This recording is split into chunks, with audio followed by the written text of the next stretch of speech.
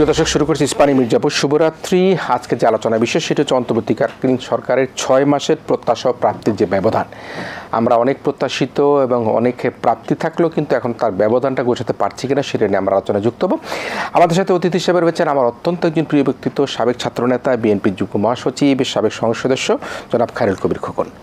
90-এর গণ আন্দোলনে কাঁপানো সেই সৈনিক জনাব খোকন, আপনাকে স্বাগত জানাচ্ছি আজকে আমাদের অনুষ্ঠানে যুক্ত হবার জন্য। একই সাথে রয়েছেন জাতীয় প্রেস ক্লাবের অত্যন্ত নির্মোহ একজন ব্যক্তিত্ব, সাবেক সাধারণ সম্পাদক, সাংবাদিকতা জগতে যিনি কখনো কোথাও তার কলমের কাছে আপোষ করেননি, তিনি হচ্ছেন জনাব ইলিয়াস খান। তিনি রয়েছেন আমাদের সাথে। দর্শক, আমরা বলছিলাম যে প্রত্যাশা প্রাপ্তি যে ব্যবধান সেটি নিয়ে কথা বলবো। আমি প্রথমে শ্রদ্ধা ভরে স্মরণ করতে চাই প্রফেসর এমাজউদ্দিন স্যারকে, কারণ আমি খায়রুল কবির খোকন এবং প্রফেসর এমাজউদ্দিন স্যারের হাত থেকে আমি অনেক পুরস্কারে গ্রহণ করেছি, পুরস্কৃত হয়েছি। আজকে আমার সেই শ্রদ্ধেয় বড় ভাই, বিএনপির জাতীয় নেতা, তিনি আমাদের সাথে আছেন। খুব আমরা একটু আলোচনাটা এভাবে শুরু করতে চাই যে রাজনীতি তো আসলে অনেক বড় বিষয়। বাংলাদেশের রাজনীতির যে ক্ষত সেটি তো 15-15.5 বছরে করে গিয়েছে পতিত সরকার।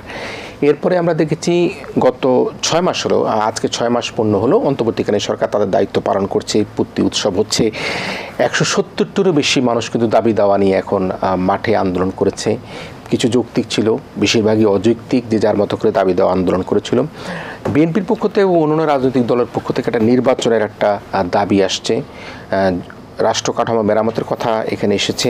কিন্তু পতিত আওয়ামী সরকার দেশটাকে যেভাবে রেখে গিয়েছিল, একটা দলদাসে পরিণত করে গিয়েছিল, নির্বাচন ব্যবস্থা, বিচার ব্যবস্থা সব কিছু ভেঙে দিয়েছিল।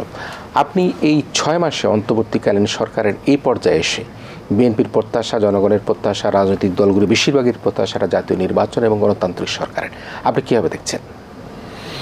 ধন্যবাদ আজকের এই অনুষ্ঠানে আমন্ত্রণ করার জন্যে। সম্মানিত সঞ্চালক, উপস্থিত আমার আরেকজন বিশিষ্ট সাংবাদিক, প্রেস ক্লাবের সাবেক সাধারণ সম্পাদক ইলিয়াস খান, সম্মানিত দর্শক শ্রোতা,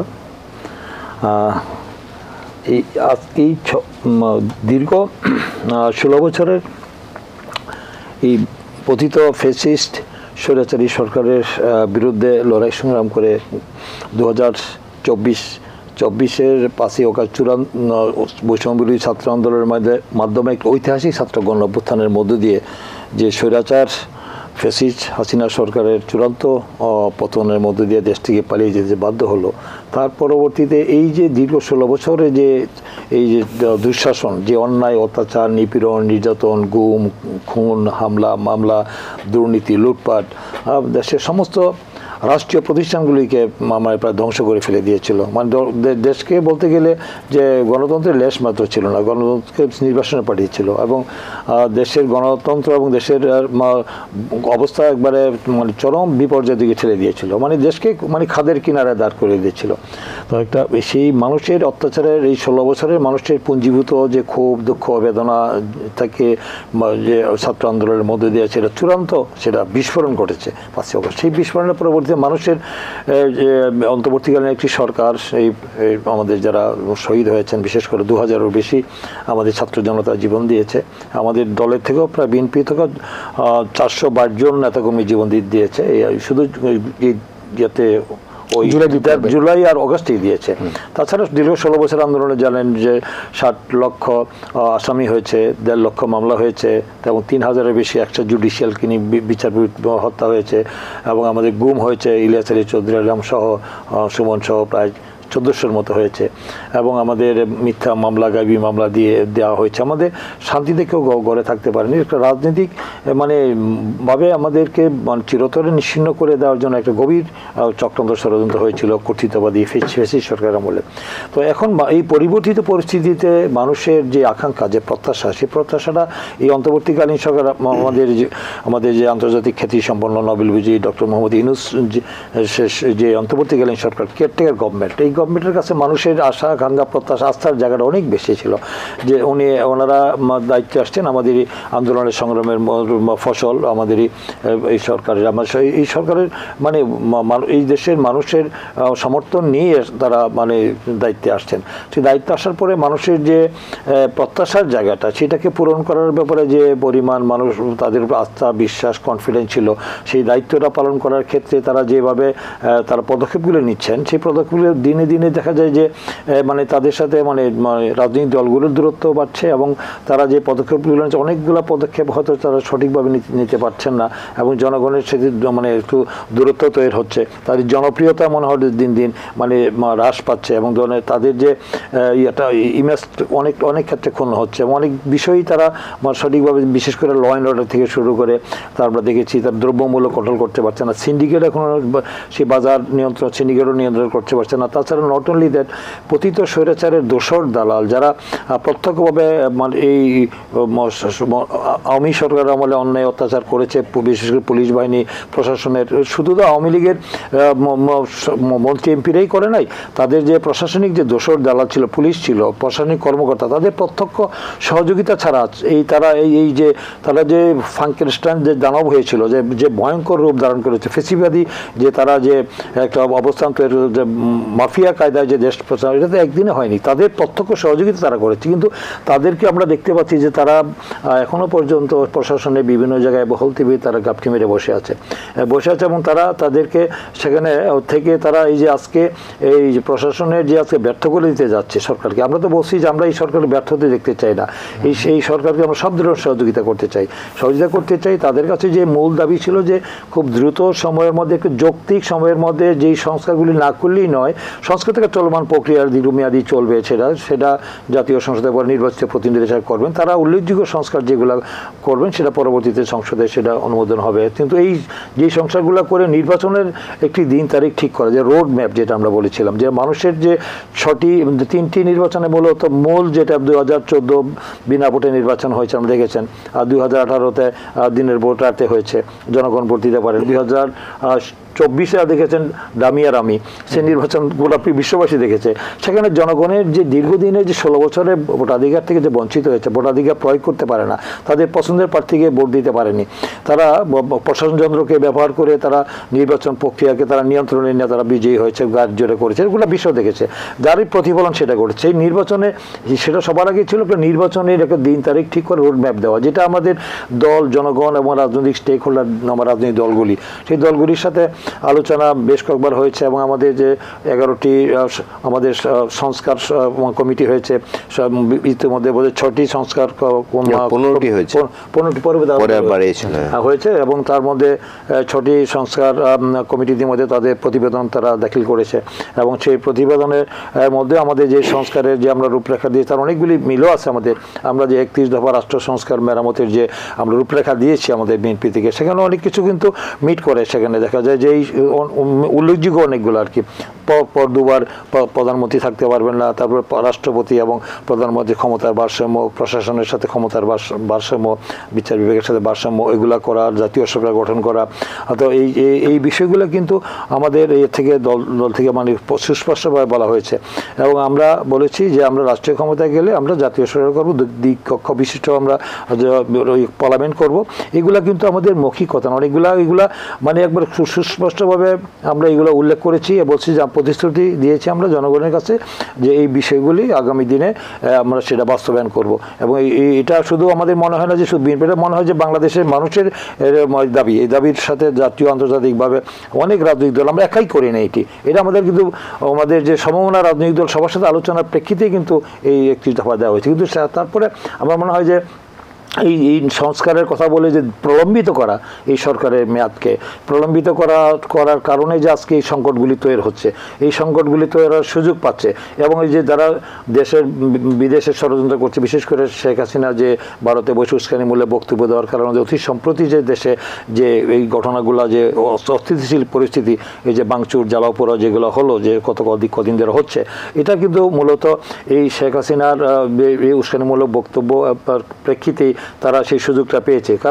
যাদের অবৈধ টাকা আছে এবং তারা এখনো বিভিন্ন জায়গায় আমরা দেখেছি যে তারা কিভাবে যে পুলিশের আইজিরও আমরা দেখেছি, সে যে বেনজির আহমেদ সে ভার্চুয়ালি সে মিটিং করে এসে তার বক্তব্য দিয়ে বলছে যে 90% পুলিশ এবং প্রশাসন তাদের সাথে নিয়মিত সার্বক্ষণিক তাদের সাথে যোগাযোগ রয়েছে, সেই কথা তারা বলেছে। বাস্তবে আমরা দেখতে পাচ্ছি গাজীপুরে আমরা দেখতে পাচ্ছি কি ঘটনা ঘটেছে, সেখানে দেখেছি যে সেই যে অবৈধ মেয়র জাহাঙ্গীর তার সেখানে সে তার দাম্ভিকতা অহংবোধ সে সেখানে ঘোষণা দিয়েছে যে শহরে আমরা দিনের বেলা আমরা ঘুমাতে পারি না, সেই শহরে অন্যরা থেকে ঘুমাতে দেওয়া হবে না।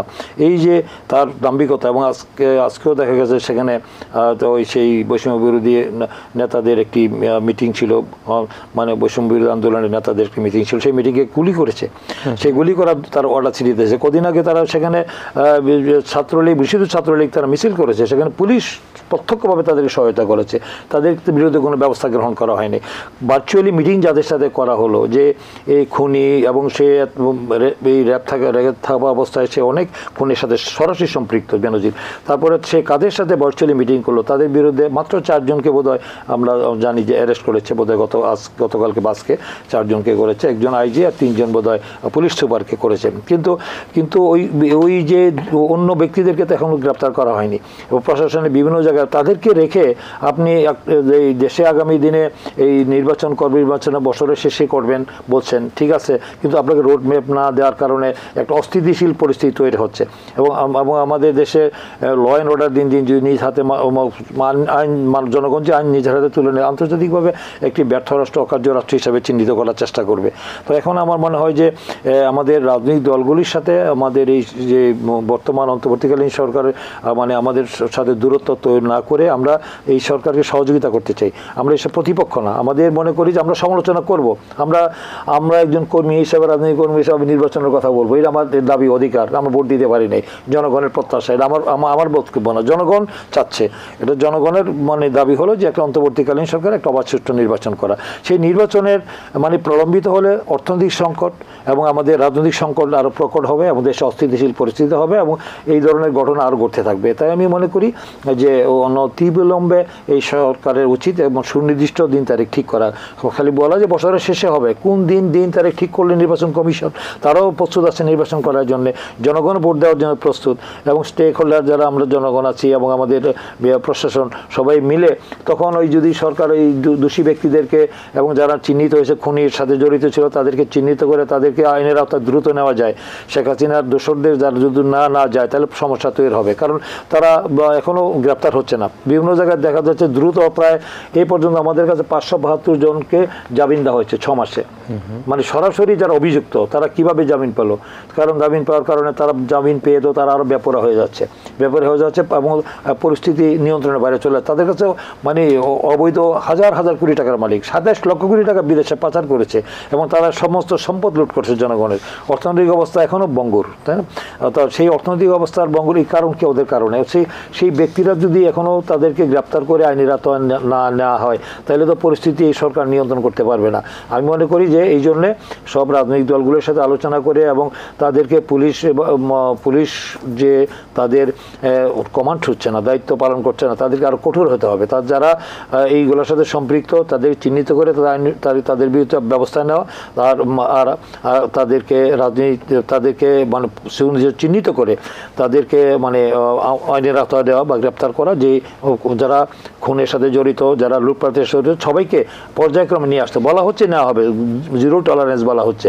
কিন্তু বাস্তবে জিনিসটা আমরা দেখতে পাচ্ছি যে অত্যন্ত গতি স্লো, আরও একটু দ্রুত পদক্ষেপ না নেওয়া হলে পরিস্থিতি নিয়ন্ত্রণের বাইরে চলে যেতে পারে। তাহলে আমাদের হয়তো এর জন্য আর বড় ধরনের একটা মানে আমাদের খেসারত দিতে পারে। একটা এই অর্জনটা যে 5ই অগাস্ট যে ঐতিহাসিক ছাত্র গণ অভ্যুত্থানের মধ্যে দেওয়া, এই যে হাজার শহীদের রক্তের মধ্যে দেওয়া, আবু সাইদের মতো ব্যক্তিদেরকে জীবন দিতে হয়েছে, তাদের রক্তের মধ্যে আমরা এত বড় অর্জন করলাম, দেশকে আমরা মুক্ত করলাম, আমরা গণতান্ত্রিক পরিবেশ ফিরিয়ে পেলাম। সেই পরিবেশটা অব্যাহত থাকুক, গণতান্ত্রিক এবং একটা গণতান্ত্রিক ধারাটা অব্যাহত থাকুক, তা না হলে কিন্তু পরিস্থিতি আবার অন্যদিকে মোড় নিতে পারে। আর সেই বিষয়ে আমরা একটু শঙ্কিত। তাই এই সরকারকে এই ব্যাপারে আরও মানে তৎপর হওয়ার জন্য আমরা দাবি করবো, যে আরও যেন সচেতন হন, আরও যেন কঠোর হন আর কি। আমরা সহযোগিতা করার জন্য প্রস্তুত আছি। নিশ্চয়ই মিস্টার খায়রুল কবির খোকন, সাবেক ছাত্রনেতা, ঢাকা বিশ্ববিদ্যালয়ের 90-এর গণ আন্দোলনের প্রথম সারির ছাত্রনেতা, একেবারে শাহবাগ থেকে ঢাকা মেডিকেল কলেজ থেকে আমার কাছে মনে হয় বাংলা মোটর পর্যন্ত এই জায়গাটুকু তো পুরোপুরিভাবে সেই 90-এর গণ আন্দোলনের ছাত্রনেতাদের আধিপত্য ছিল। সেদিন যখন সন্ত্রাসীদের বিতরণ করে সেদিন কিন্তু একদম সামনে ছিলেন খোকন ভাই, আমার একদম চোখের সামনে মনে আছে। অনেকে যেতে চাননি, নিশ্চয়ই আপনার মনে আছে ওই যে আরে ওটার নাম কি, অপরাজয় বাংলা, অপরাজয় বাংলা সামনে। ওখানে যারা সন্ত্রাসী গুলি করা শুরু করলো, কেউ কিন্তু সামনে যেতে চায়নি, খোকন ভাই সামনে গিয়েছিলেন একদম। তো সুতরাং আজকে যারা ছাত্ররা আজকে যারা আমাদের ফ্রন্ট সারিতে রয়েছে তাদেরকে আমরা খোকন ভাইদেরকে দেখিয়ে দিতে চাই, তারাও কিন্তু ফ্রন্ট সারিতে থেকে বাংলাদেশের এই 90-এর গণ আন্দোলনে তারা নেতৃত্ব দিয়েছিল এবং স্বৈরাচার মুক্ত করেছিল, আপনারা ফ্যাসিস্ট মুক্ত করেছেন। আমরা খোকন ভাইয়ের কাছ থেকে আসলে বিস্তারিত বর্তমান সিনারিওটা আমরা দেখলাম, কিন্তু একটা বিষয় সেটি হচ্ছে যে এই যে দলদাস যে প্রশাসন, একটা দেশের যে ভঙ্গুর অর্থনীতি, এই সব কিছুর বোঝাই কিন্তু আমরা দেখতে পাচ্ছি যে প্রফেসর ডক্টর ইউনূসের কাঁধে কিন্তু চাপিয়ে দেওয়া হয়েছে। এখন তার একার পক্ষে ডানে মন নেওয়া, বায়ে মন নেওয়া, ছাত্রদের আন্দোলন সামাল দেওয়া, বিএনপির যে তারা নির্বাচন চাওয়া, জামাত ইসলাম হয়তো বা নির্বাচন চায় আবার চায় না, এই যে নানামুখী যে বিষয়টা, সে সব কিছুর বিষয়ের মধ্যে কিন্তু আমরা মনে করি যে এখন একটা ঐক্যের খুব ভীষণ প্রয়োজন। আমরা কোনো ফাটল দেখতে চাই না, আজকে আমরা কথার বাহাস দেখতে চাই না। আজকে খোকন ভাই কিন্তু অত্যন্ত সত্যভাবে বললো যে আমরা এই সরকারের সমালোচনা করবো, কনস্ট্রাকটিভ। আমি যেহেতু রাজনীতি করি, আমার ভোট চাবার অধিকার আছে, রাজনীতির মাঠে যারা রাজনীতি করে তারা তো ভোটই চাবে, নির্বাচনই চাবে, গণতান্ত্রিক অধিকার চাবে। আপনি এই সর্বশেষ পরিস্থিতিটাকে যেভাবে দেখলেন, খোকন ভাই ছোট্ট করে বলল যে এই সাবেক পতিত প্রধানমন্ত্রী শেখ হাসিনার যে গত কয়েকদিনে তার মিশ্র প্রতিক্রিয়া তার বক্তব্যের জন্য শুরু হয়েছে, আপনি সর্বশেষ পরিস্থিতি কীভাবে দেখছেন? পরিস্থিতি আমি এক বাক্যে বলবো ভয়াবহ। আপনি প্রথম যেটি বলেছেন এটি আপনার সাথে আপনি হয়তো বলেছেন যে একার পক্ষে কতগুলো সামলানো সম্ভব, তিনি কিন্তু একা না। বিএনপির যিনি ভারপ্রাপ্ত চেয়ারপারসন তিনি কিন্তু বারবার বলছেন যে ওনাকে ব্যর্থ হতে দেওয়া যাবে না, মানে এর অর্থ হচ্ছে ওনাকে সহযোগিতা করে, সবাই চায় সহযোগিতা করতে। মূল বিষয় হচ্ছে দেশ চালাবে রাজনীতিবিদরা। আসলে এই যে আপনি শুরুতে বলেছেন 170টি আন্দোলন হয়েছে, যদি একটি রাজনৈতিক সরকার থাকতো, এই নানা অযৌক্তিক আন্দোলন আমরা দেখেছি, এই তথাকথিত আনসার বিদ্রোহ দেখেছি, এই যে তিতুমির কলেজের ছাত্ররা 5 দিন ধরে ঢাকা অচল করে রেখেছে, এটি যদি রাজনৈতিক সরকার থাকতো তাহলে এরকম অনেক কিছু আছে, এগুলো তারা করতে পারে না। আর এখন বাস্তবতা হচ্ছে, খোকন ভাই বলেছেন, আমি বলতে চাই, মানুষের একটা ভোটের ক্ষুধা আছে, কিন্তু দীর্ঘদিন ভোট দিতে পারে না, শুধু পার্লামেন্টে না, আপনি স্থানীয় সরকার নির্বাচন দেখুন, ট্রেড বোর্ডের নির্বাচন দেখুন, প্রফেশনাল বোর্ডের নির্বাচন দেখুন। আমরা যখন সাংবাদিকতা শুরু করেছি, এই যে এফবিসিসিআই, বিজিএমই, তারপর ইঞ্জিনিয়ারিং ইনস্টিটিউট নির্বাচন বিরাট উৎসব ছিল, অনেক প্রতিদ্বন্দ্বিতা করে কীভাবে ভোটারদের মনোযোগ আকর্ষণ করা যায়, ভোট পাওয়ার চেষ্টা করতো। কিন্তু পরে কী দেওয়া হলো, প্রাইম মিনিস্টার অফিস থেকে বলে দেওয়া হলো যে অমুক এফবিসির সভাপতি, অমুক বিজিএমের সভাপতি, মানে ভোট যত আছে, ওই আমরা বলি একটা কথা যে নির্বাচনকে নির্বাসনে পাঠিয়েছে। এখন মূল কাজ হচ্ছে সেই নির্বাচন থেকে নির্বাচনকে ফিরিয়ে আনতে হবে, কারণ গণতান্ত্রিক প্রক্রিয়া নির্বাচন একটি বড় ব্যাপার। আপনার পছন্দের প্রার্থী প্রকৃত মানুষ আপনি খুঁজে বের করেন ভোটের মধ্য দিয়ে, সেটি কিন্তু দীর্ঘদিন ধরে অনুপস্থিত।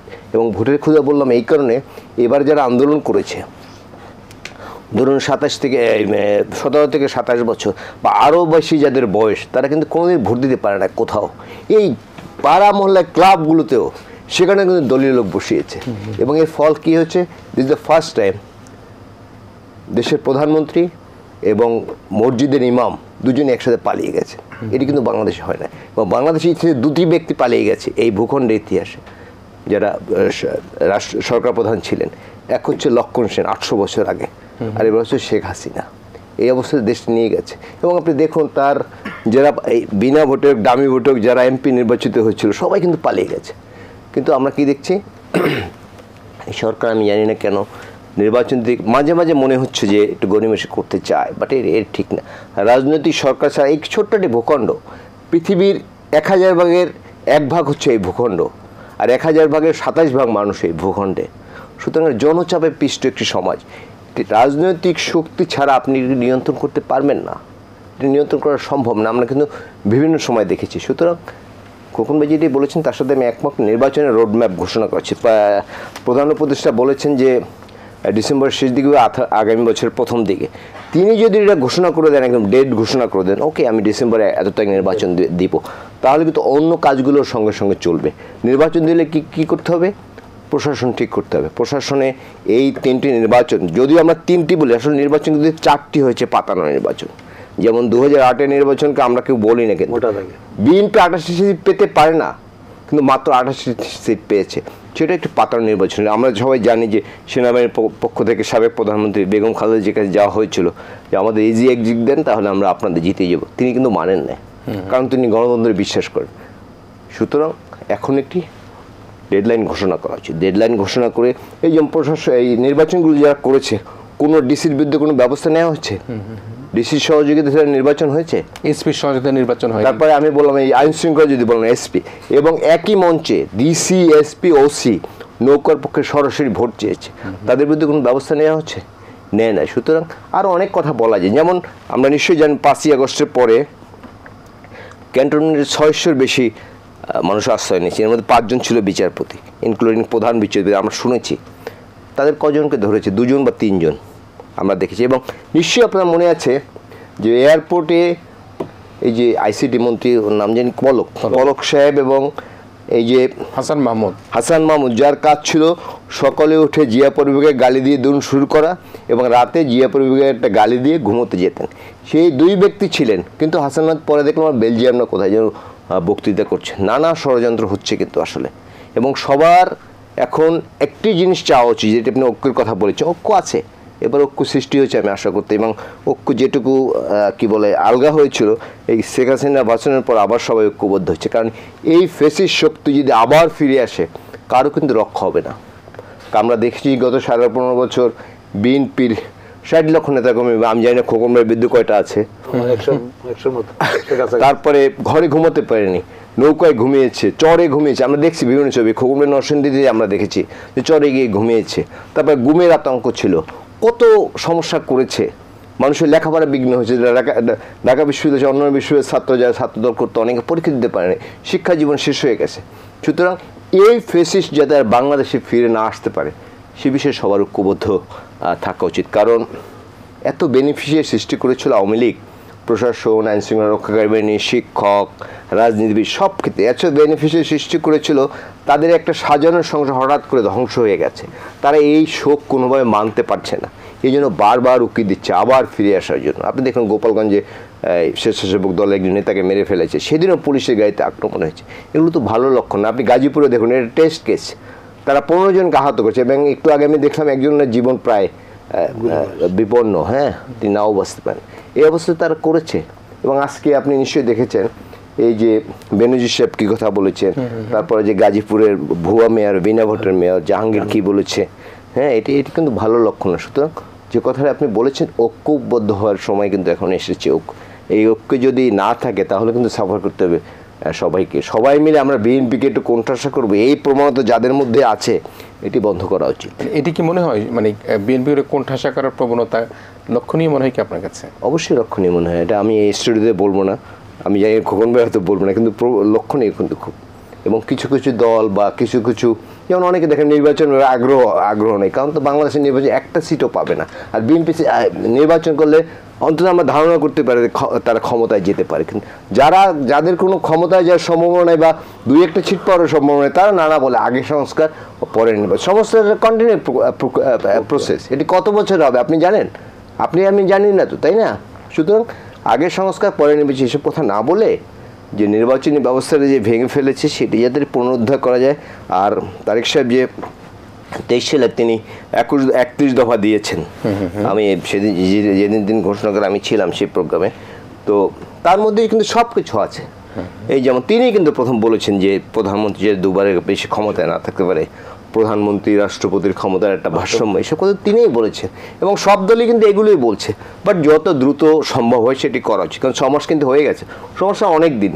আমার মনে হয় আরেকটু এই সরকারকে আরেকটু স্পিডে যাওয়া উচিত। আর এই সরকারের আমি যেটি বলবো সবচেয়ে বড় ব্যর্থতা হচ্ছে তারা দ্রব্যমূল্য নিয়ন্ত্রণ করতে পারে না, আইনশৃঙ্খলা ঠিকভাবে নিয়ন্ত্রণ করতে পারে না। কারণ সরকারের যে প্রত্যাশা ছিল, তারা সেই পলিটিক্যাল গভর্নমেন্টের মতো বলে সিন্ডিকেটের হাতে বন্দি। পলিটিক্যাল গভর্নমেন্টের নানা লিমিটেশন থাকে, এই সরকার কিন্তু সেই লিমিটেশন নাই। তারা কিন্তু আশা করি যে তারা ইচ্ছে করলে এই সিন্ডিকেট ভাঙতে পারে। নাম্বার 2, বিদেশে টাকা পাচার হয়েছে 27 লক্ষ কোটি টাকা, সেই টাকা ফেরত আনার কোনো দৃশ্যমান কিন্তু আমরা দেখছি না। শুধু এগুলো তাদের করা উচিত বলে আমি মনে করি। ভাই, গত 2-3 দিনের একটা অস্থিরতার কথা কিন্তু আমরা বলছিলাম, এবং সেখানে আমরা দেখেছি যে বাংলাদেশ ছাত্রলীগকে নিষিদ্ধ করা হয়েছে একটি সরকারের পক্ষ থেকে, এবং আওয়ামী লীগকে নিষিদ্ধ করা হবে কিনা সেই বিষয় নিয়ে কিন্তু একটা মিশ্র প্রতিক্রিয়া তৈরি হয়েছে। এইরকম অবস্থায় যখন এই 2000 ছাত্র জনতাকে গুলি করে হত্যা করা হলো, তাজা রক্ত এখনও কিন্তু মাটি থেকে শুকায়নি।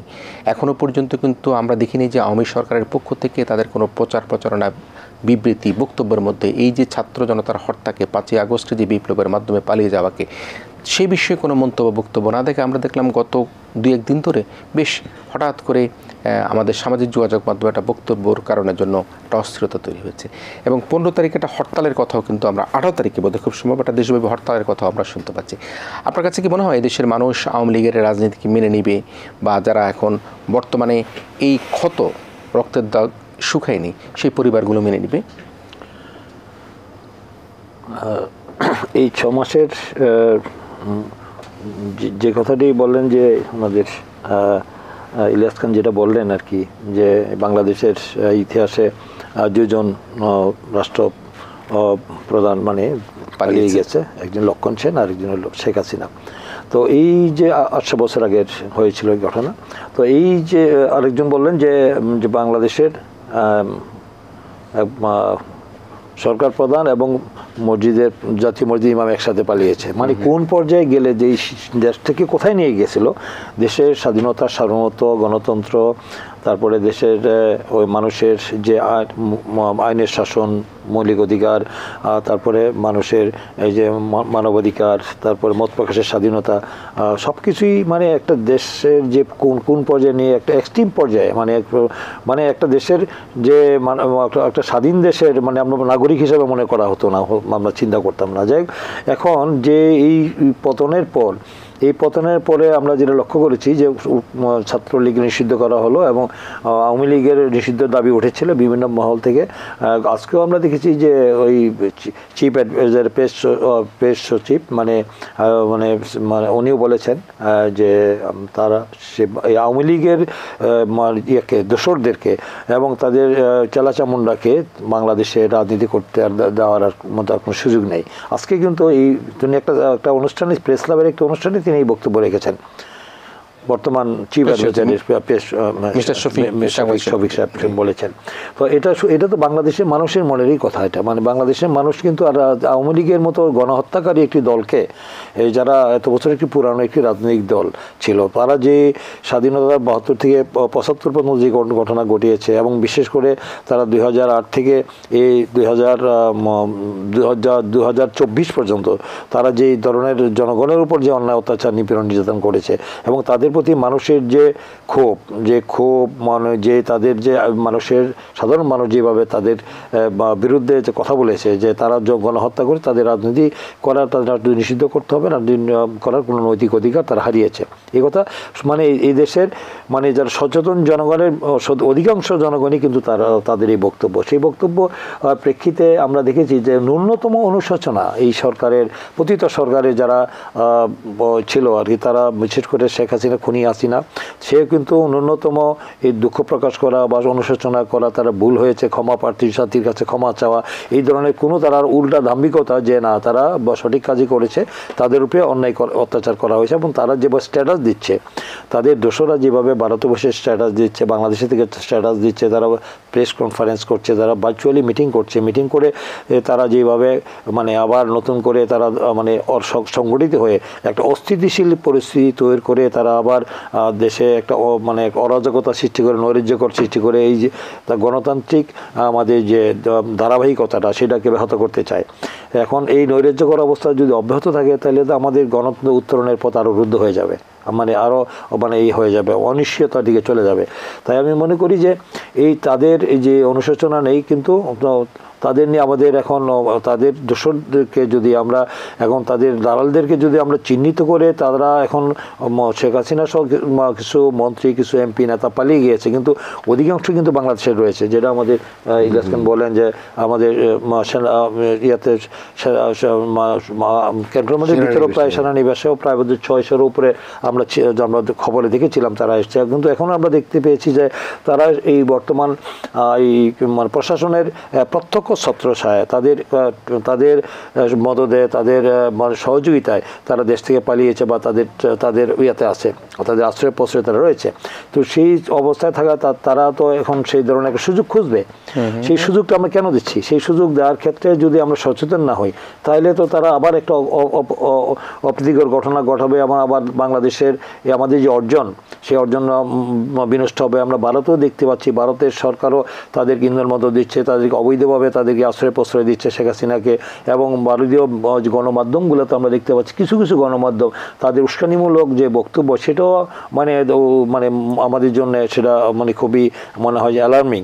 হ্যাঁ, তো সেখানে তারা উৎসাহিত হচ্ছে যে তারা মনে করে পতিত স্বৈরাচারী যে ভারতের মতো একটা বড় শক্তি আমাদের পাশে আছে, এই জন্য তাদের আমরা সহযোগিতা পাবো। যদি এই দেশে কিছু ঘটনা ঘটে তারা এসে আমাদেরকে এখানে রেস্কিউ করবে বা আমাদের পলিটিক্যাল আমাদেরকে শেল্টার দিবে, এই ধরনের মানে মনে হচ্ছে যা এইসব বিষয় দেখে আমাদেরকে মনে হচ্ছে। তাই এই ধরনের ঘটনার দুঃসাহস দেখাচ্ছে। এই যে আমরা দেখতে পাচ্ছি যে গোপালগঞ্জের টঙ্গিপাড়ায় দেখেছি যে পুলিশের গাড়িতে হামলা হয়েছে, আমরা দেখেছি যে পাবনা সুজানগরে আওয়ামী লীগের সভাপতি কে গাড়ি থেকে ছিনিয়ে নেওয়ার জন্য হামলা করেছে, সেই ঘটনা সেখানে আমরা দেখেছি। এই ধরনের ঘটনা কিন্তু বিভিন্ন জায়গায় হচ্ছে বাংলাদেশে। তার মানে তারা এখনো কতটা মানে তারা মানে দুঃসাহস তাদের এবং তারা কতটা সক্রিয় এবং তাদের শক্তির উৎসটা কোথায়। তারা এখন পালিয়ে গিয়ে তারা ক্ষমা চেয়ে তারা মানে বাঁচার কথা নয়। তারপরে তারা এখানে সমাজে বিভিন্ন জায়গায় তারা এই ধরনের কর্মকাণ্ড করার জন্য তারা যে দাম্ভিকতা, যেটা গাজীপুরে যেটা হয়েছে, বিভিন্ন জায়গায় হচ্ছে এখন বিভিন্ন জায়গায় তারা স্লোগান দিচ্ছে, জয় বাংলা স্লোগান দিচ্ছে। এই যে স্লোগান দেওয়ার মতো তাদের অডাসিটি দুঃসাহস তারা দেখাচ্ছে, এটার পিছনে কারা ইন্ধন দিচ্ছে সেটাও কিন্তু আমাকে খুঁজে বের করতে হবে। এই সরকার যদি তাদের মেশিনারি, সরকারের যে প্রশাসন যন্ত্র, যেটা আমাদের প্রশাসন যেটা রয়েছে, এই প্রশাসনের যেটা বলছে মেনুজি যে 90% পুলিশ এবং প্রশাসনের সাথে সার্বক্ষণিক তাদের যোগাযোগ চলছে। তো এই কথাটা তো মনে হচ্ছে যে নিশ্চয়ই এই ধরনের কথা বলছে। সেই ব্যক্তিগুলো কাদের সাথে ভার্চুয়ালি হয়েছে, তো এইগুলোকে আইডেন্টিফাই করতে হবে। আইডেন্টিফাই করে যদি ব্যবস্থা গ্রহণ করা সম্ভব না হয় তাহলে আরও পরিস্থিতি আরও দিন দিন অবনতি হবে, আরও নৈরাজ্যকর অবস্থা, আরও নাশকতা হবে, আরও অস্থিতিশীল পরিস্থিতি হবে। এবং সেখানে আজকেও দেখলাম যেটা মানে এই বর্তমান সরকারের মধ্যে দেখলাম যে একটা নতুন একটি করা হয়েছে যে আমাদের ওই অপারেশন ওই যে হান্ট মানে কি হান্ট একটা নামে একটি করে কি হান্ট জানি এটা করা হয়েছে,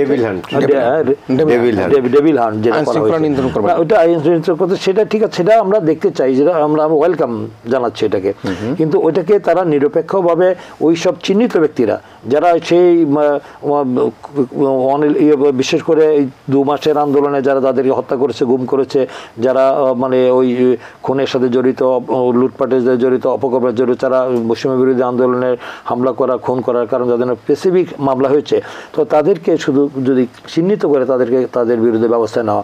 যারা আইন শৃঙ্খলা পরিস্থিতি অবনতি ঘটাচ্ছে, এটা তো পুলিশের ইয়েতে রিপোর্টে থাকার কথা।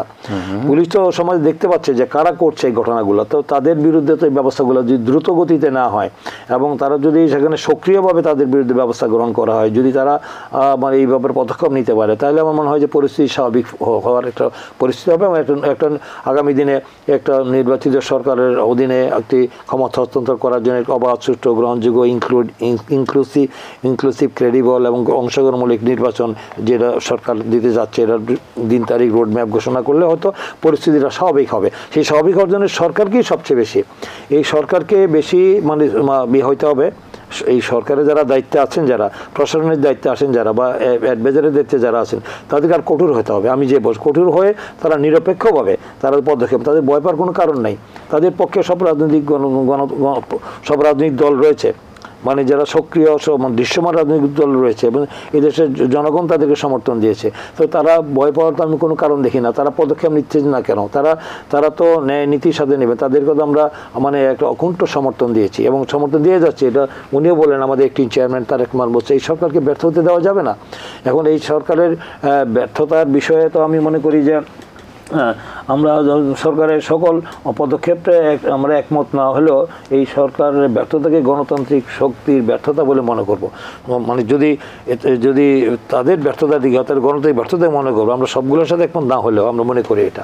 তো সেখানে আমি মনে করি যে এখানে আমাদের যেখানে সমস্ত রাজনৈতিক দলের সমর্থন রয়েছে, তাহলে তাদের পদক্ষেপ নিতে তারা কোন জায়গায় তাদের ইয়েটা আছে, মানে তাদের লেকটা কোন জায়গায়, এটা আমাদেরকে ওনাদেরকে বুঝতে হবে। তো যদি এটা না বুঝে যদি তারা আমাদের সাথে স্টেক হোল্ডার রাজনৈতিক দল, তাদের সাথে বসা দরকার যে আমাদের কী ধরনের তারা আমাদের সহযোগিতা চায়। জনগণের সাথে আমাদের এই জনগণ তো স্টেক হোল্ডার, রাজনৈতিক দলগুলো স্টেক হোল্ডার। রাজনৈতিক দলের সাথে বর্তমান অন্তর্বর্তীকালীন সরকারের আমাদের সম্পর্কটাও তো আমাদের অবনতি হয় না। আমরা তো বলছি যে ওই যে সংস্কার কমিটির সাথে আমরাও বসে আমাদের সাথে বই পক্ষে আলোচনার মধ্যে দিয়ে আমরা একটা জায়গায় আমরা যাব যাতে আমাদের মধ্যে দূরত্ব তো না, ভুল বুঝাবুঝি সৃষ্টি না হয়, আমরা যেন একটা ঐক্যমতে আসতে পারি, একটা জাতীয় ঐক্যমতের ভিত্তিতে যেন আগামী দিনে সেই নির্বাচনটা হতে পারে। তো সেই জায়গায় তো মানে আমরা একটা ব্ল্যাঙ্ক চেক দিয়ে রেখেছি আমরা সরকারকে। তারা আমাদেরকে কেন কনফিডেন্সে নিতে পারছে না? আমরা তো প্রতিপক্ষ মনে করার কোনো কারণ নেই। আমরা গঠনমূলক সমালোচনা করব এই সরকারের, মানে এই সরকারকে সফল হওয়ার জন্য, এই সরকারের জন্য সফলভাবে তারা তাদের দায়িত্বটা পালন করে তারা একটি নির্বাচিত সরকারের কাছে ক্ষমতা হস্তান্তর করতে পারে। এই রাষ্ট্রের ভূখণ্ডের মালিক দেশের জনগণ, তাই জনগণের যেহেতু সমাজ ক্ষমতার মালিক এবং রাষ্ট্রের ক্ষমতা মানে একটি জনগণের ক্ষমতা জনগণের হস্তান্তর করার জন্য একটি নির্বাচন হলো একটি সবচেয়ে গুরুত্বপূর্ণ বিষয়। তাই নির্বাচনের দিন তারিখ ঠিক করে, রোডম্যাপ ঠিক করে যদি দেখা হয়, তাহলে যেটা বলছেন আমাদের ইলিয়াস খান যেটা বলছেন, তাহলে আমার অনেক কিছু মানে পরিস্থিতি স্বাভাবিক হয়ে যাবে। তখন আমি প্রশাসনের মধ্যে যে অস্থিরতা রয়েছে সেটা আমার মনে হয় যে ঠিক হয়ে যাবে, যদি সেখানে মানে তাদের মানে ইয়েটা থাকে, নিয়ন্ত্রণটা যদি থাকে আর কি। সেখানে নিয়ন্ত্রণটা হারানো যাবে না, নিয়ন্ত্রণ হারালে সেখানে বড় ধরনের বিপর্যয় আসতে পারে। আজকে ডিবেট ফর ডেমোক্রেসির একটি বড় অনুষ্ঠান ছিল, সেখানে ছায়া সংসদে বাংলাদেশের অত্যন্ত প্রখ্যাত অর্থনীতিবিদ অধ্যাপক ডক্টর মাহবুবুল্লাহ তিনি বলেছেন, আমি কোট আনকোট করে বলছি, বিগত সরকার আর্থিক খাত থেকে শুরু করে বিচারালয় পর্যন্ত তিনি নিয়ন্ত্রণ করে রাষ্ট্রকে এক ব্যক্তির তালুকে পরিণত করেছিলেন, একক ব্যক্তির তালুকে। এবং একই সাথে বলছেন শেখ হাসিনা সবসময় মনে করতেন আমি রাষ্ট্র, সবাইকে তুচ্ছ তাচ্ছিল্য করে কথাবার্তা বলতেন, আচার আচরণে মনে হতো তিনি একাই এই রাষ্ট্রের মালিক। আপনার বিশ্লেষণ কি? না, এটা তো সত্য কথাই বলেছেন। এতগুলো ব্যাংক একসঙ্গে ডাকাতি এটি পৃথিবীর কোনো দেশে হয়েছে বলে আজকে গভর্নর বলেছেন, এবং মাহবুবুল্লাহ স্যার যেটি বলেন যথার্থই বলেছেন। তিনিই রাষ্ট্র হয়েছিলেন, সব ডিসিশনে তার দিক তাকিয়ে থাকতো সবাই। এমন একটি নিয়ন্ত্রণ এই বইমেন একটা বই বেরিয়েছে প্রফেসর আলী রিয়াজের, সেই বইটির নাম হচ্ছে আমিই রাষ্ট্র, এবং শেখ হাসিনা নিজেই ছিলেন রাষ্ট্র এবং এত স্থাবক সৃষ্টি করেছিলেন। আপনি দেখুন তার প্রেস কনফারেন্সটাকে আপনি জাস্ট চিন্তা করুন যে কি আমাদের সাংবাদিকদের মান সম্মান কোথায় নিয়ে গেছে। আপনি গেছেন কখনো? না, আমি যাব কি করে? আমাদের ও যেহেতু ধরুন জাতীয় প্রেস ক্লাবের সভাপতি সেক্রেটারিতে রাষ্ট্রীয় প্রোগ্রামে সাধারণত দাওয়াত দেওয়া হয়, কিন্তু আমি যতদিন সেক্রেটারি ছিলাম আমাকে কোনোদিন দাওয়াত দেন একবারও। আচ্ছা, আমি খুব বিস্মিত হয়েছি।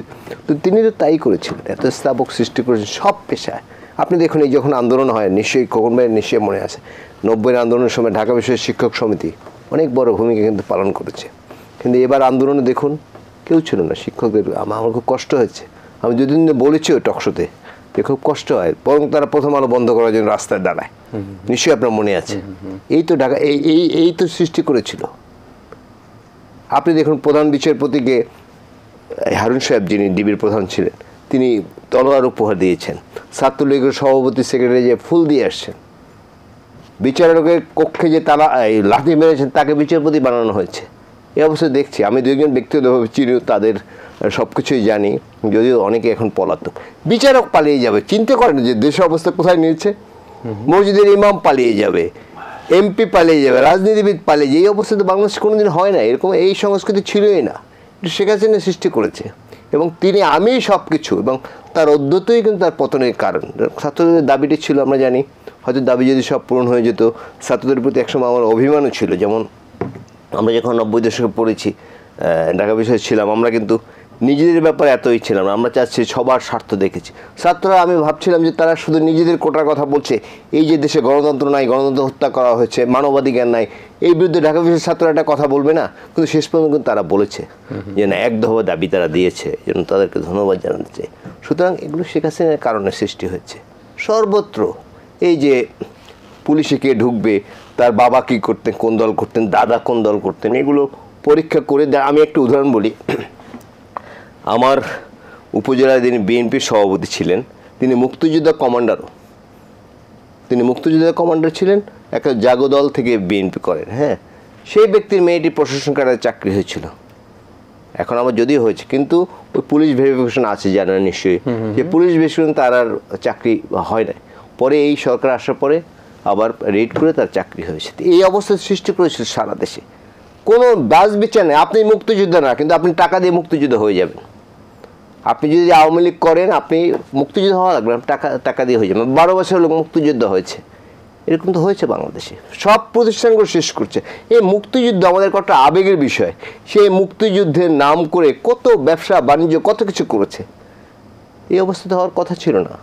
সুতরাং ওই যে একটু আগে যেটা বলতে চাই, শেখ হাসিনা যারা পতিত, তার যে সহযোগী ছিল, তারা কিন্তু আবার জেগে ওঠার চেষ্টা করছে। ও আরেকটি কথা বলি, এই যে মাঝে মাঝে বলে আজ আসবে কাল আসবে শেখ হাসিনা, এটি কর্মীদের একটা চাঙ্গা রাখার জন্য, আর কিছু না। শেখ হাসিনা আসতে বহুদিন লাগবে। এই 3.5 বছর দুঃশাসন চালিয়ে 21 বছর ক্ষমতায় আসতে পারে না আওয়ামী লীগ, মনে আছে নিশ্চয়ই। সুতরাং এবার 17 বছর চালিয়ে এটা গণিত করে বোঝা যাবে যে তারা কতদিন ক্ষমতায় আসবে। তাদের নেতৃত্বকে, শেখ হাসিনার পরে নেতৃত্বকে বলুক। আপনি বিএনপি দেখুন, তারেক রহমান সাহেব তিনি না করলে তার ওই স্ত্রী আছে, তার সন্তান আছে, তার ভাইয়ের ওয়াইফ আছে, সন্তান আছে, তার পরিবারে কে আছে? একজনও তো বাংলাদেশে নেই, বিয়েও করেনি বাংলাদেশে, কারোর সাথে কোনো আত্মীয়তা নেই। সুতরাং ভবিষ্যৎ আওয়ামী লীগকে খুব বেশি ভালো দেখছি না। তবে একটা দুঃসংবাদ হচ্ছে, দুঃসংবাদ কি সবাই জানেন যে ভারতের প্রধানমন্ত্রী আমেরিকা যাচ্ছেন, নবনির্বাচিত প্রেসিডেন্ট, এবং সেখানে কিন্তু পররাষ্ট্র সচিব বলেছেন যে বাংলাদেশের প্রসঙ্গ থাকবে। আমরা জানি না এই অবস্থায় ক্রিয়েট করা হচ্ছে কিনা ইচ্ছে করে, যে এগুলো প্রজেক্ট করবে যে বাংলাদেশে এগুলো চলছে, তোমরা কিছু করো, শুধু সেটি যেন না হয়। সেদিক থেকে আমাদের যারা পররাষ্ট্র মন্ত্রণালয় যারা আছে তাদেরকে সজাগ থাকা উচিত বলে আমি মনে করি।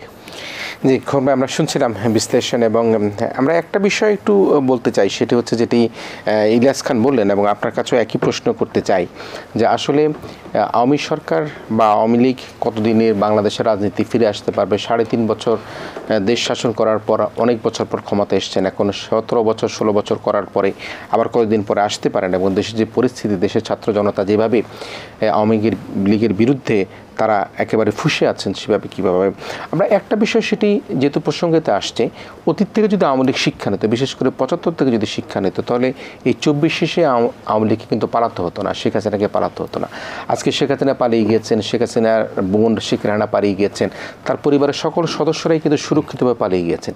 কিন্তু আজকে যারা বাংলাদেশ আওয়ামী লীগের নেতা কর্মীরা রয়েছেন, অনেক নেতা কর্মীরা রয়েছেন, সবাই তো আর পালাতে পারেনি, তারা জানতো না যে তারা যে পালিয়ে যাবেন, চলে যাবেন। তো তাদেরকে তো এক ধরনের একেবারে মানুষের মুখে, বাঘের মুখে রেখে চলে গেলেন। তো সে অবস্থায় যারা এখন আওয়ামী লীগের রাজনীতি করেন, তারাও কি আওয়ামী লীগকে গ্রহণ করবেন কিনা, বা 75 থেকে শিক্ষা নিলে 24 অবস্থা হতো কিনা আওয়ামী লীগের? এই বিষয়টি তো আমাদের আমরা দেখেছিলাম, যখন 72 থেকে 75 পর্যন্ত তারা যে দুঃশাসন চালিয়েছিল, আমি দুঃশাসনের বাকশাল, একদলীয় শাসন ব্যবস্থা বাকশাল কায়েম করে কি পরিণতি হয়েছিল দেশের, মানে আপনারা সবাই জানি যে দেশে কোথায় নিয়ে গিয়েছিল। আপনারা জানেন যে সেখানে ওই সমস্ত দল নিষিদ্ধ করা হয়েছিল, সংবাদের স্বাধীনতা হরণ করা হয়েছিল। তার পরবর্তীতে কিন্তু আওয়ামী লীগেরও নিষিদ্ধ করা হয়েছিল।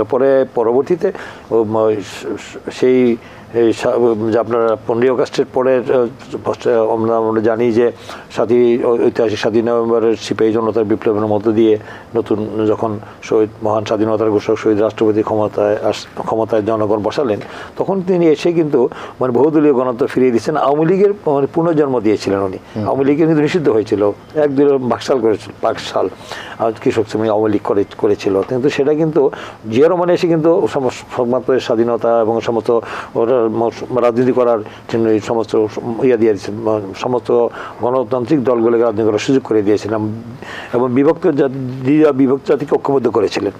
এবং তিনি কিন্তু সেখানে ধরেন এই যে আওয়ামী লীগ করার জন্য সুযোগ করে দিয়েছিলেন। তো সেই আওয়ামী লীগের পরবর্তীতে আমরা দেখেছি যে এই আওয়ামী লীগের আমাদের 96-এ তারা আবার ক্ষমতায় আসলো, প্রায় দীর্ঘ বোধহয় প্রায় কত বছর 21 বছর পরে ক্ষমতা এসেছিল। ক্ষমতা আসার পরে তারা কি যে তারা দেখেছি আমরা তখন তাদের যে ওই রূপ, সেই অরিজিন যে রূপ ছিল সেই রূপও কিন্তু আমরা দেখেছি। তারা কিভাবে মাফিয়া ভাবে তারা সেখানে গডফাদার তৈরি করে সারা দেশে যে তারা লুটপাট নড়ে জরাজগতা সৃষ্টি করেছিল, যার কারণে কিন্তু জনগণ আবার মুখ ফিরে নিয়েছিল। জনগণ কিন্তু আবার 2001-এর নির্বাচনে আবার আমরা দেখেছিলাম যে এই দেশের আবার বাংলাদেশ জাতীয়তাবাদী দলকে মানে সংখ্যাগরিষ্ঠ নিরঙ্কুশ আসন পেয়ে তারা জয়লাভ করেছিল বাংলাদেশের মানুষের প্রত্যক্ষ ম্যান্ডেট নিয়ে। তারপর 2008-এর নির্বাচন তো আমরা দেখেছি যে পাতানো সাজানো নীল নকশার ছকের একটি নির্বাচন হয়েছিল। উনি বলেছেন যে বিএনপির মতো একটি বৃহৎ দল যে গত সবচেয়ে কঠিন নির্বাচনে 116টি আসন পেয়েছিল তার আগে 2096-এ, সেখানে তো বিএনপি 28টা সিট পেতে পারে না, এটা তো হতে গ্রহণযোগ্য হওয়ার কথা নয়। তো সেখানে আমরা দেখেছিলাম কীভাবে ম্যানিপুলেট করা হয়েছিল। সেখানে তো বলা হয়েছিল যে যদি ওই যে 111-এর সরকার ফখরুদ্দিন মঈনুদ্দিনের সাথে যদি আপোষ করতেন আমাদের মাদার অফ ডেমোক্রেসি গণতন্ত্রের মা আমাদের বিএনপির চেয়ারপারসন দেশনেত্রী বেগম খালেদা জিয়া বিএনপি, তাহলে তো বিএনপিকে ক্ষমতা নীতির প্রশ্নে তিনি আপোষ করেননি, বলছেন না স্বৈরাচারের দোষর এবং এই 111-এর সরকারের সাথে কোনো আপোষ হতে পারেনি। শেখ হাসিনা আপোষ করেছিল, আওয়ামী লীগ আপোষ করে তারা পরবর্তীতে ক্ষমতায় আসছিল। তারা আমরা জানি যে মানে কেয়ারটেকার গভর্নমেন্টের তৎকালীন 111-এর মানে বাই প্রোডাক্ট সরকার আওয়ামী লীগ আমরা বলি আর কি, এটা প্রমাণও হয়েছে পরবর্তীতে। তো সেই আওয়ামী লীগই সরকার সেখানে আমরা দেখেছেন যে কিভাবে এই যে 2008 থেকে আপনারা 2024 পর্যন্ত তারা যে মানে অতীতের থেকে যদি শিক্ষা নিত তারা, তাহলে এই ধরনের যে মানে কর্তৃত্ববাদী শাসন আর মানে চূড়ান্ত রূপ যেটা মানে ফ্যাসিস্ট মানে স্বৈরাচার ফ্যাসিস্টের মধ্যে ফ্যাসিস্টের যে মানে চূড়ান্ত রূপ যেটা আমরা দেখেছি আর কি, কীভাবে তারা মানে এই দেশের মানে দলীয় মানে দলকে চিরস্থায়ী করার জন্য মানুষের উপরে যে অন্যায় অত্যাচার নিপীড়ন নির্যাতন গুম খুন হামলা মামলা নির্যাতন করেছে, মানে কোনো কথা বলার কোনো সুযোগ ছিল না। মানে আমি একজন নাগরিক হিসাবে আমার সাংবিধানিক অধিকার, আমি এই দেশের নাগরিক হিসাবে আমার মত প্রকাশের স্বাধীনতা, আমার কথা বলার অধিকার, আমার মৌলিক অধিকার, আমার যে নাগরিক যে অধিকার, কোনো অধিকার তো ছিল না বলা যায়। মানে বিনা কারণে বিনা অপরাধে আপনার জেলে থাকতে হয়তো গুম খুন হতে হয়েছে। আমাদের বিরোধিতা করলেই আমি যদি নির্বাচনের কথা বলা হতো বা আমি যদি এই সরকারের অনিয়মের কথা বলা হয় তখনই আমাদের বিরুদ্ধে মামলা হামলা নির্যাতনের শিকার হতে হয়েছে।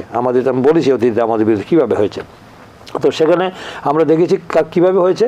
পাশের একটি রাষ্ট্র মানে ভারতের মতো একটি আমি মনে করি যে একটি গণতান্ত্রিক রাষ্ট্র, গণতান্ত্রিক বৃহত্তর রাষ্ট্র বলে আমরা দাবি করি তাদের বলি আর কি, কিন্তু সেই রাষ্ট্র দেখেছেন কীভাবে 2014 যে নির্বাচন হয়েছিল সেই 14 নির্বাচনে দেখেছিলাম যে কিভাবে ভারতের যে পররাষ্ট্র সচিব সুজাতা সিং সরাসরি এসে আমরা দেখেছি যে একটি বিরোধী দলের নেতাকে বাই ফোর্স করে তার নির্বাচনে নেওয়া হলো। সেখানে সেই নির্বাচনে সেদিনই কিন্তু যদি সমস্ত রাজনৈতিক দল কিন্তু সেদিন ঐক্যবদ্ধ হয়েছিল, মানে বর্জন করেছিল যে না কেয়ারটেকার গভর্নমেন্টের অধীনে নির্বাচন হবে নির্দলীয় নিরপেক্ষ সরকারের অধীনে। সেই নির্দলীয় নিরপেক্ষ সরকার ছিল একটা স্যাটেল ইস্যু, একটা মীমাংসিত বিষয় যে এই দেশের মানুষ এটা মেনে নিয়েছিল যে দলীয় সরকারের অধীনে নির্বাচন অবাধ সুষ্ঠু গ্রহণযোগ্য ইনক্লুসিভ হয় করার সুযোগ হয় না, এটা শুধু নির্দলীয় নিরপেক্ষ কেয়ারটেকার সরকারের অধীনে নির্বাচনটি অবাধ সুষ্ঠু নিরপেক্ষ হয়, জনগণ তাদের ভোটাধিকার পছন্দের প্রার্থীকে ভোট দিতে পারে।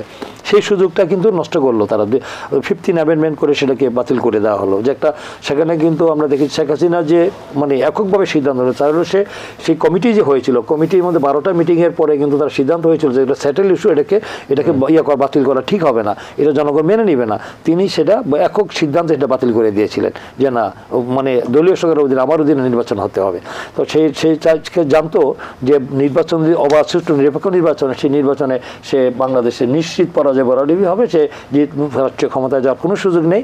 যার কারণে সে চেয়েছিল যে ওই নির্দলীয় নিরপেক্ষ সরকার অধীন ছাড়া দলীয় সরকার অধীনে নির্বাচন করে। যার কারণে 2014, 2018, 2024 নির্বাচন এককভাবে করে সে জনগণ যে সকল ক্ষমতার উৎস মহান রাব্বুল আলামিনের পরে জনগণের ক্ষমতা সেটা জনগণ কিন্তু দেখে ছাত্র জনতা যে মানে অতি যে আমাদের মুক্তিযুদ্ধের চেতনা স্বাধীনতার চেতনা এবং আমাদের গণতান্ত্রিক মূল্যবোধের যে মানুষের এই দেশের মানুষ যে অন্যায়ের কাছে মাথা নত করে না, সেটা কিন্তু আমরা দেখেছি যে দীর্ঘদিনের যে অন্যায় অত্যাচার নিপীড়ন নির্যাতনের বহিঃপ্রকাশই ঘটেছে 5ই অগাস্টে বিস্ফোরণ ঘটেছে।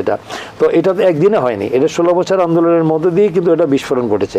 এই বিস্ফোরণের ঘটনার মধ্যে দিয়ে জনগণের যে আকাঙ্ক্ষা, জনগণ আর এই অপশক্তিকে এই পরাজিত শক্তিকে যে পরাশিত শক্তি যারা জনগণকে, যারা গণহত্যাকারী, যারা মানুষকে প্রকাশ্যে দিবালোকে যে নৃশংস তার নির্দেশে গুলি করে, পুলিশ গুলি করে হত্যা করেছে, এই যে হেলিকপ্টারে গুলি করা, ঝুলন্ত ইয়েতে মানুষ ঝুলে আছে সেখানে গুলি করে হত্যা করেছে, যেগুলো আমরা দেখেছি কত নিষ্ঠুর নির্মম হতে পারে এই হত্যাকাণ্ড। ওটা আমরা দেখেছি যে পৃথিবীর ইতিহাসে অল্প সময়ের মধ্যে এত লোকের মৃত্যু ঘটনা খুব কমই হয়েছে।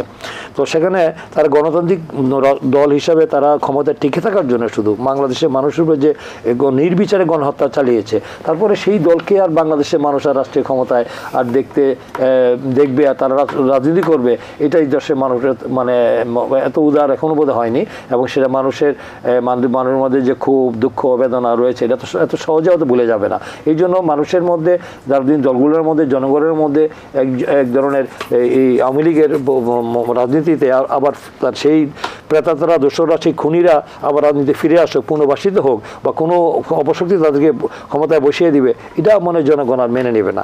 এটাকে জনগণের মধ্যে মানে ব্যাপক মানে হবে, মানে ক্ষোভের সৃষ্টি হবে। এটা যদি কেউ করতে চায় তাহলে এটা বুমেরাং হবে আর কি। এটা আমি মনে করি যে এটা জনগণ হয়তো আর কোনোদিন অ্যাকসেপ্ট করবে। তাদের রাজনৈতিক নৈতিক কোনো অধিকারও নেই এই দেশে রাজনীতি।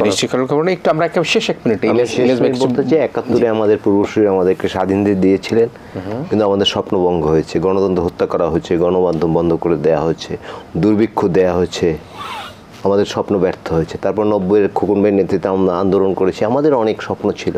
আপনি শুধু শিক্ষা প্রতিষ্ঠান কেন্দ্র দেখুন, এখন একদম দলীয় বিবেচনায় শিক্ষা প্রতিষ্ঠানে বেশি হয়। যে একটি বাংলা শব্দ ঠিকভাবে উচ্চারণ করতে পারে না তিনি ঢাকা বিশ্ববিদ্যালয়ে ভেসি, এটি কিন্তু দলীয়করণের কারণে হয়েছে। সুতরাং এবার এবং 90-এর আন্দোলনে খোকন ভাই যদি আমার সাথে দ্বিমত পোষণ না করেন, এটা কিন্তু আরবান আন্দোলন ছিল, ঢাকা বিশ্ববিদ্যালয় এবং আশেপাশে কয়েকটা প্রতিষ্ঠান মিলে। বাট এবারে আন্দোলন ছিল কিন্তু একদম সর্বব্যাপী, গ্রামে গঞ্জে সব জায়গায় মানুষ আন্দোলন করেছে, ছাত্র আন্দোলন করেছে, বাবা মা আন্দোলন করেছে, ইভেন দাদা দাদিও আন্দোলন করেছে, এরকম দৃশ্য, শিশুরও আন্দোলন করেছে, এরকম এবার আরেকটি বিশেষ দিক হচ্ছে মাদ্রাসার ছাত্ররাও কিন্তু ব্যাপক অংশগ্রহণ করেছে, পুরো যাত্রাবাড়ি কিন্তু মাদ্রাসার ছাত্ররা নিয়ন্ত্রণ করতো। সুতরাং এবার যদি ব্যর্থ হয় তাহলে কিন্তু আমাদের অনেক সাফার করতে হবে। আমরা শিশু গণতন্ত্র বলি, 53 বছর কিন্তু 54 বছর হয়ে গেছে, কম সময় না কিন্তু। সুতরাং এবার যাতে এখন আমি শেষ কথা বলি, একটি সুষ্ঠু গণতান্ত্রিক পরিবেশ যাতে নির্বাচন হয়, মানুষ ভোটাধিকার প্রয়োগ করতে পারে, সেটি যদি হয় তাহলে দেশের অনেক সংকট দূর হয়ে যাবে। সুতরাং যত দ্রুত সম্ভব নির্বাচনী রোডম্যাপ ঘোষণা করা উচিত এবং নির্বাচিত প্রতিনিধিদের কাছে ক্ষমতা হস্তান্তর। এই কারণে অনির্বাচিত ব্যক্তিদের পরিণতি কিন্তু খুব ভালো না। এই 2 বছর মঈনুদ্দিন ফখরুদ্দিন দেশ চালিয়েছে, এখন দেশ থেকে পালিয়ে যেতে বাধ্য হয়েছে। সুতরাং এটি আমরা চাই না, প্রকৃত জনপ্রতিনিধিদের ক্ষমতা হস্তান্তর করা হোক। জি, প্রিয় দর্শক, আমরা প্রত্যাশা এবং প্রাপ্তির ব্যবধানের মধ্যে আমরা ব্যবধানটা গুছিয়ে আনবার চেষ্টা করেছি এবং জনাব খায়রুল করিম খোকন এবং সাংবাদিক ইলিয়াস খান দুজনেই কিন্তু একটা ঐক্যমত পোষণ করলেন এবং তারা যেটা বোঝাবার চেষ্টা করলেন সেটি হচ্ছে গিয়ে জনগণই সকল ক্ষমতার উৎস এবং জনগণের হাতেই ক্ষমতা যতক্ষণ পর্যন্ত আমরা হস্তান্তর করতে না পারবো, জনগণের প্রতিনিধির কাছে আমরা যতক্ষণ পর্যন্ত ক্ষমতা দিতে না পারবো, ততক্ষণ পর্যন্ত কিন্তু বাংলাদেশের যে ফ্যাসিস্ট সরকারের যে আসবার, ফ্যাসিস্ট সরকারের যে হুমকি ধামকির যে সংখ্যা, সেই সংখ্যায় কিন্তু আমাদের রয়ে যাবে। এবং সে কারণের জন্যই আমরা খুবই আশাবাদী হতে চাই।